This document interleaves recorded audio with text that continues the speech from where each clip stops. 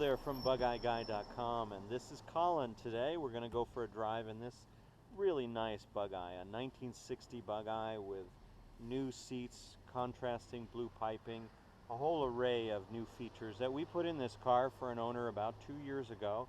He put just 300 miles on the car and then decided he wasn't using it. He sent it back to us. We purchased it from him because I knew this was a great car, and you'll see on our drive today that it just drives beautifully.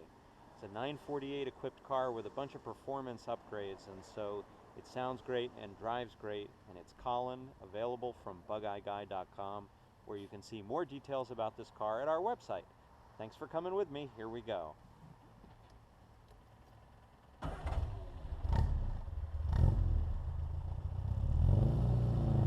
Headlights.